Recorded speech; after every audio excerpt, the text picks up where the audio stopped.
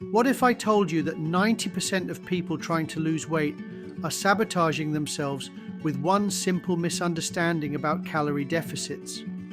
You've probably been told it's just calories in, calories out. But there's a hidden factor that determines whether you'll lose fat or just end up hungry, tired, and frustrated. By the end of this video, you'll discover the one thing nutritionists don't want you to know about creating a deficit that actually works, and why your metabolism might be fighting against you in ways you never imagined. Think of it as a simple energy balance. It's just about consuming a little less energy than your body uses. That's the whole secret sauce right there. My goal here is to make this feel practical, easy to understand, and maybe even a little fun. Weight loss doesn't have to be a mystery or a punishment. So, what exactly is a calorie? It's just a unit, like an inch or a pound. Specifically, it's a unit of energy that your body gets from food and drink. Your body uses this energy for everything it does, from breathing and thinking to running a marathon. Any energy you take in but don't use gets stored. Think of your body like a smartphone. You plug it in, it gets energy, calories, and if the battery is full and you keep charging, that extra energy has to go somewhere. Your body's software is kind of old school, like from caveman times. It's programmed to store any extra energy as fat, just in case food becomes scarce later. It's a survival mechanism. You see all sorts of weight loss strategies out there, right? Fad diets, intermittent fasting, keto, low carb, low fat, you name it. The list goes on and on. They all promise different things and have different rules. But guess what?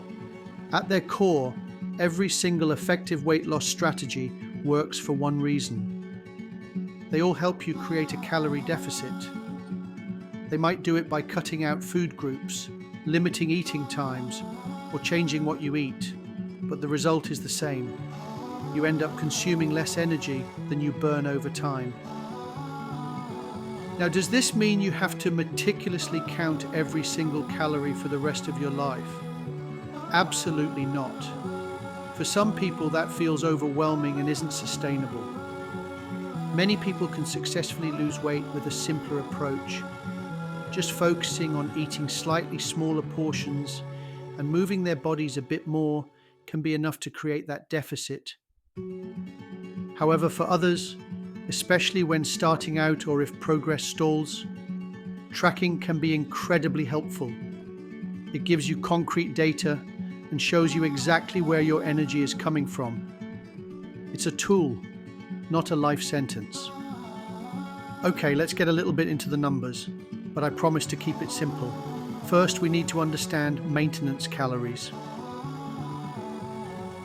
This is the average number of calories your body needs each day to maintain your current weight. It's the energy equilibrium point. Your maintenance number isn't fixed. It actually fluctuates a bit day to day based on your activity, stress, and other factors, maybe by 200 or 300 calories. You can find lots of online calculators that estimate your maintenance calories.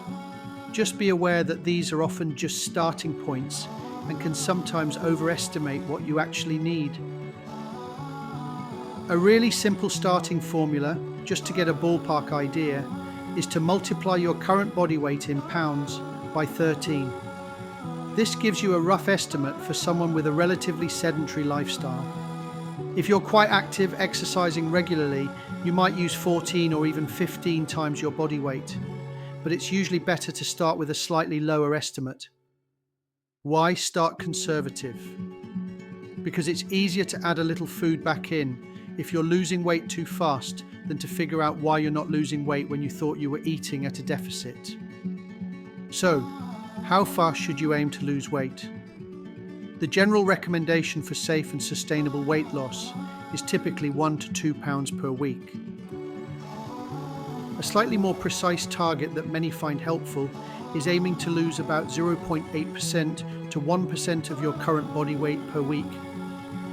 This adjusts as you lose weight.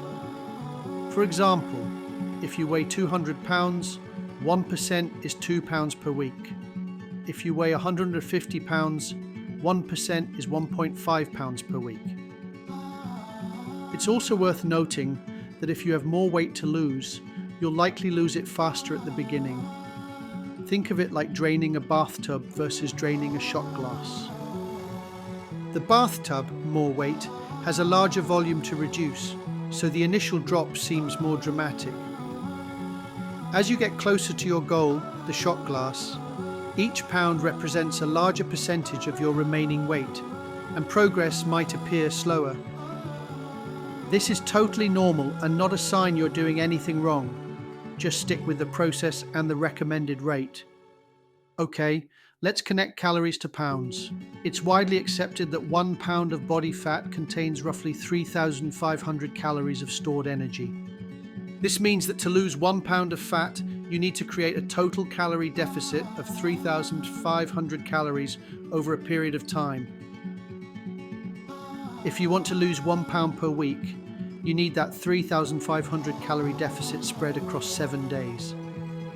Simple math tells us 3,500 divided by 7 is 500. So a common and effective strategy is to aim for a daily calorie deficit of 500 calories. This typically results in about 1 pound of weight loss per week. To find your daily calorie target for weight loss, you simply take your estimated maintenance calories and subtract 500. That's the number of calories to aim for each day. It's important to remember that this target number will be very different for different people.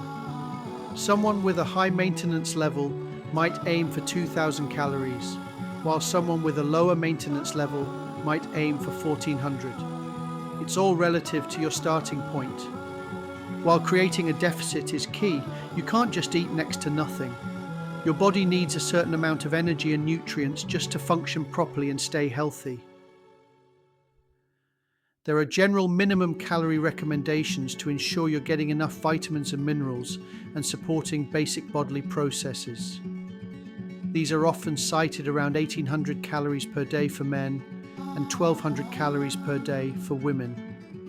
Trying to eat extremely low calories, like 800 or 1,000 calories a day for an extended period, is usually not a good idea. It's very difficult to get adequate nutrition. You'll likely be constantly hungry, and it's incredibly hard to stick to. These very low-calorie approaches are often unsustainable and can lead to muscle loss, nutrient deficiencies, and a rebound effect where you regain the weight quickly. Focus on a moderate, sustainable deficit instead. So how do you create that 500-calorie daily deficit? The most effective and sustainable way is usually a combination of two things: eating a little less and moving a little more. Trying to create a huge deficit solely through diet can leave you feeling deprived and hungry. Trying to create it solely through exercise can be exhausting and time-consuming. You'd have to do a lot of activity to burn 500 extra calories every single day. A great approach is to split the difference. Aim to reduce your calorie intake by about 250 calories per day and increase your physical activity to burn an extra 250 calories per day. This feels much more manageable. Reducing intake by 250 calories might mean skipping a sugary drink, having a slightly smaller portion, or swapping a high-calorie snack for a lower-calorie option. Burning 250 extra calories through activity could be a brisk 30-40 minute walk, taking the stairs more often, or adding a short workout. It's much more achievable than trying to burn 500 calories solely through exercise. Combining these two strategies makes the deficit easier to achieve and maintain. It also promotes overall health, building both better eating habits and increased fitness. It's a win-win. Remember, this is a journey, not a race. Be patient with yourself, focus on consistency, and celebrate the small wins along the way. You've got this.